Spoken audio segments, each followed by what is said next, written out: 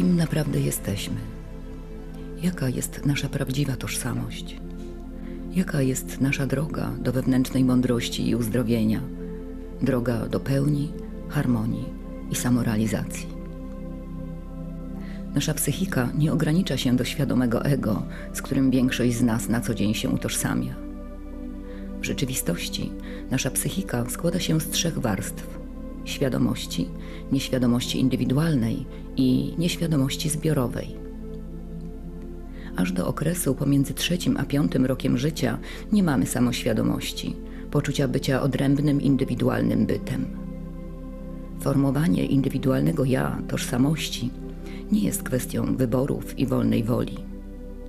Jest raczej procesem socjalizacji, przystosowania do społeczeństwa, w którym istnieją określone zasady i wartości definiujące dobro i zło, określające, co jest właściwe i pożądane, a co nie. Wszystko to, co nie odpowiada przyjętym normom, zostaje usunięte ze świadomości, nawet jeśli pozostaje to w sprzeczności z duchową esencją psyche.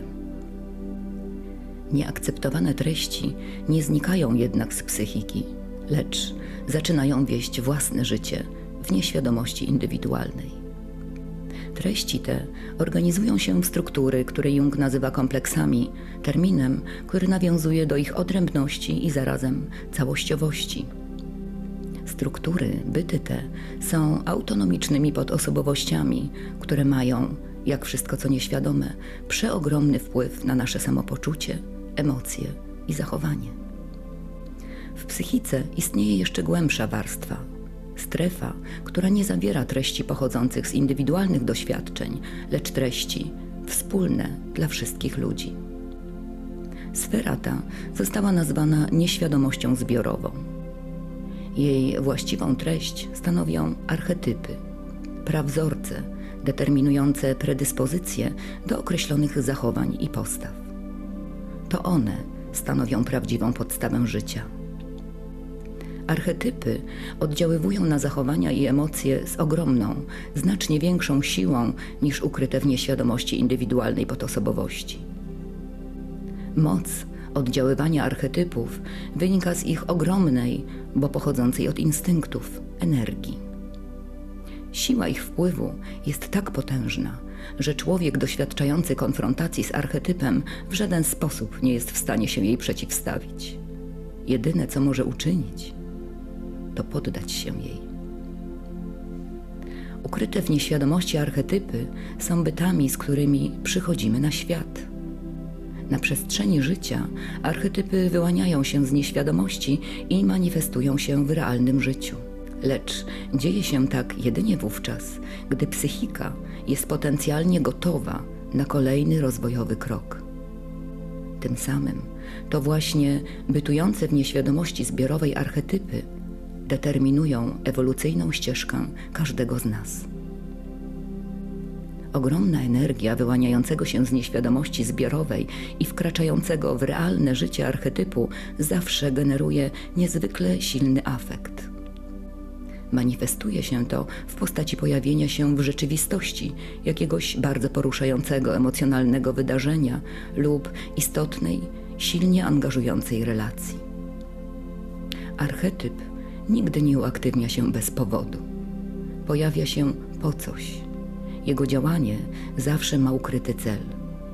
Podobnie jak celowe, intencjonalne jest działanie jaźni i nieświadomości zbiorowej, w której bytują archetypy, zanim wkroczą na scenę życia, w chwili, gdy psychika jest potencjalnie gotowa na transformację. Pozytywna realizacja każdego kolejnego rozwojowego kroku w procesie transformacyjnej ewolucji, nazwanej przez Junga indywiduacją, jest możliwa tylko wówczas, gdy każdy kolejny, cyklicznie pojawiający się archetyp, jego znaczenie i cel zostaną rozpoznane.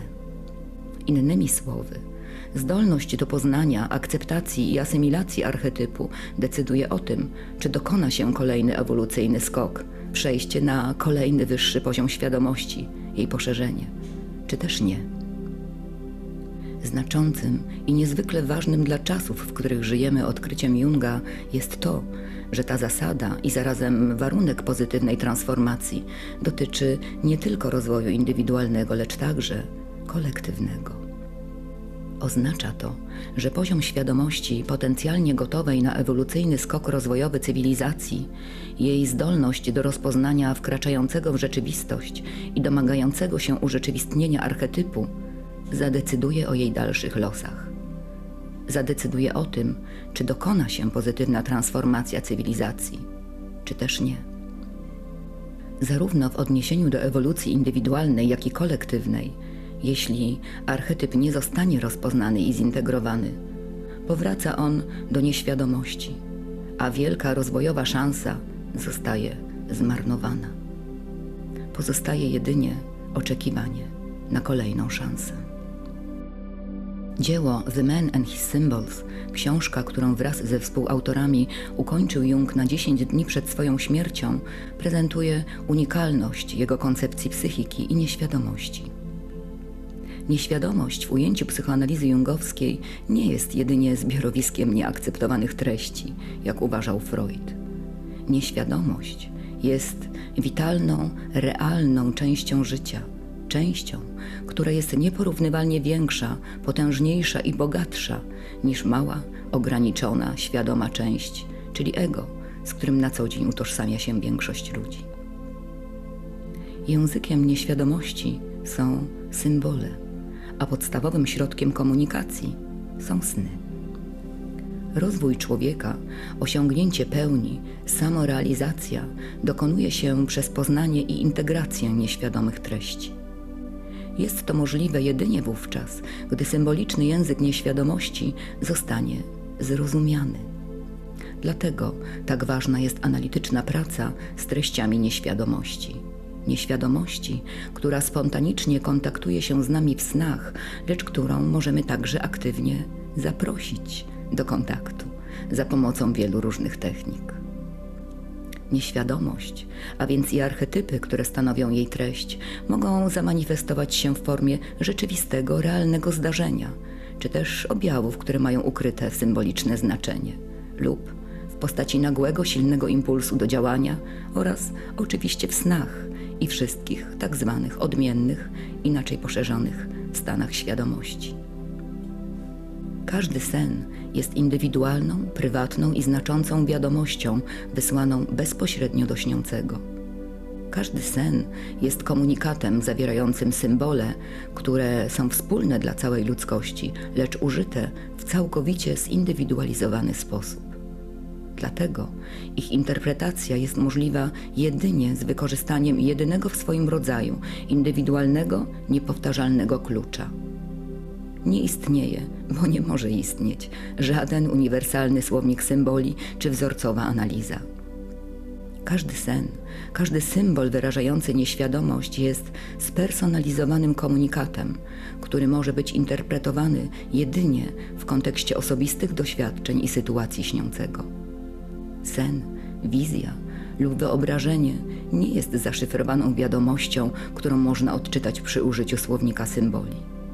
Jest ekspresją nieświadomości skierowaną wyłącznie do określonej osoby z wykorzystaniem wybranych symboli mających indywidualne znaczenie i niosących przesłanie możliwe do odczytania jedynie przez nią samą. Ten sam symbol oznacza, wskazuje na coś lub jest użyty w zupełnie innym celu dla każdej niepowtarzalnej istoty ludzkiej. Interpretacja nie ma żadnych reguł. Często wymaga czasu i eksperymentowania, a jednocześnie jest sprawą najwyższej wagi. Dotyczy bowiem najważniejszej i zarazem największej części psychiki oraz niesie wskazówki i informacje niemożliwe do uzyskania z żadnego innego źródła. Marzenia senne są immanentną częścią fazy REM każdego snu. Innymi słowy, wszyscy śnimy, lecz nie wszyscy pamiętamy sny. Dlaczego tak się dzieje?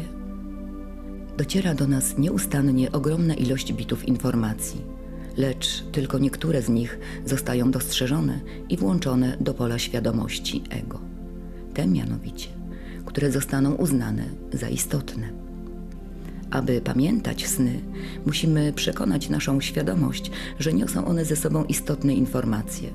Wówczas zaczniemy sny zapamiętywać. Istnieje wiele technik osłabiających często pojawiającą się tendencję do ignorowania lub upraszczania przesłań zawartych w snach. Istnieje także wiele technik zapraszających nieświadomość do kontaktu, otwierającego drogę do dalszej pracy analitycznej. Jedną z takich technik są tak zwane aktywne wyobrażenia. Według Junga wyobraźnia jest twórczą aktywnością umysłu. Fantazjowanie jako działanie wyobraźni jest więc bezpośrednią ekspresją życia psychicznego. Jest ekspresją nieświadomej części psychiki, która, dążąc do pełni, nieustannie domaga się wyrażenia. Energia psychiczna, która pragnie się zamanifestować, dokonuje tego za pośrednictwem obrazów, a te mogą już podlegać dalszej analizie. Jung w jednej ze swoich książek opisuje aktywną wyobraźnię jako systematyczne ćwiczenie się w wyłączaniu krytycznej uważności. Celem aktywnych wyobrażeń jest więc właśnie wyłączanie krytycznej uważności i uwolnienie niczym nieograniczonej fantazji. Afekty i emocje zostają wyrażone za pośrednictwem obrazów. Afekt i obraz znajdują się na tej samej znaczeniowej skali. Aby więc zrozumieć własne emocje, trzeba odnaleźć wyrażający je symbol.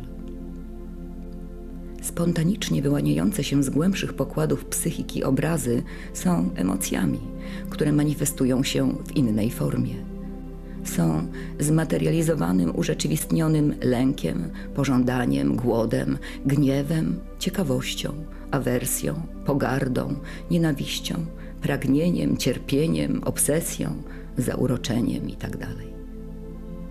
Praca terapeutyczna polega na przekształceniu niezrozumiałej emocji, nad którą nie da się zapanować, w zewnętrzny obraz, z którym można już coś zrobić. Możemy więc zrozumieć i pracować z emocjami za pośrednictwem obrazów, za pośrednictwem wyłaniających się z głębi psychiki urealnionych, spersonifikowanych fantazji. Spośród innych metod inicjujących kontakt z nieświadomością warto wymienić sztukę wizjonerską i połączenie tańca intuicyjnego z technikami podążania za impulsami płynącymi z ciała, wizualizacją i muzyką. Techniką, która niezwykle głęboko wprowadza w poszerzone stany świadomości, czyli kontaktuje z treściami nieświadomości, jest metoda łącząca pracę z oddechem z muzyką, aromaterapią i rytuałem. Wyjątkowo bogaty materiał archetypowy, ujawniony dzięki synergicznemu działaniu połączonych metod, stanowi niezmiernie cenny materiał do dalszej pracy analitycznej.